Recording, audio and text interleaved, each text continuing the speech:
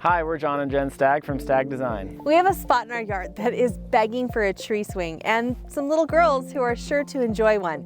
Today we're going to show you how to make a simple tree swing.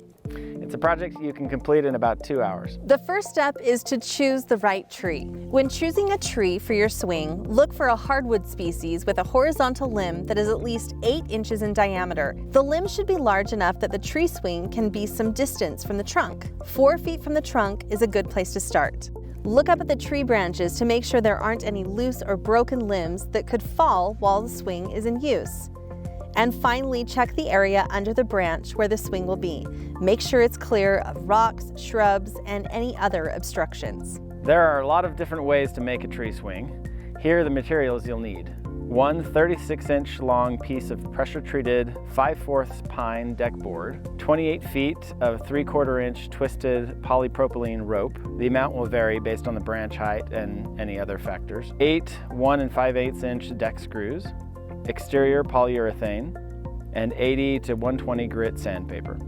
For tools, make sure you have a ladder or a throw bag with the line, a circular saw, a drill with a 1-inch auger bit, 1/8 inch drill bit for pilot holes, and a screwdriver bit. And don't forget a good quality paintbrush. The rope you choose needs to be large enough to grip comfortably and securely.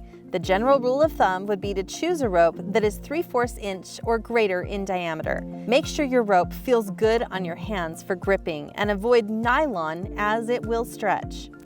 Now, the best way to cut your rope is with a hot knife. You're unlikely to have this tool at home, so make sure you go to Home Depot with all of the measurements that you need, and a Home Depot associate can cut it for you in the store. Place one of the short pieces at the end of the seat with the wood grain running perpendicular to the wood grain in the seat. The seat should be sitting on top of the short pieces. Drill pilot holes through the seat about 1 inch diagonally in from the corner of the short piece. Then drive a screw through each pilot hole, securing them together. At each end of the seat, mark a short line close to the middle at 2 inches. Then cross that line with another short line that is 2 3/4 inches from one edge. Drill a hole through the seat with a 1-inch auger bit where those lines cross. Lightly sand the seat looking for any rough spots that could cause splinters. Then wipe it clean with a tack cloth. You can stain the seat using an exterior stain that will hold up against the elements. Let the first coat dry completely, then add a second coat. A couple of simple knots will work for a tree swing. Once the rope is on the tree branch, you can attach the seat of the swing. Thread the end of the ropes through one of the holes in the seat. Adjust the seat until the swing is where you want it. Pinch the rope with one hand or a spring clamp at the bottom of the seat. Tie an overhand knot at this point. Tie a second overhand knot against the first knot. Repeat the process on the other side. Once the swing is in place, it's time to test it out and make any adjustments. Use a measuring tape to check the height, and have an adult sit down to make sure it's strong and balanced. An adult's weight will also set the knots.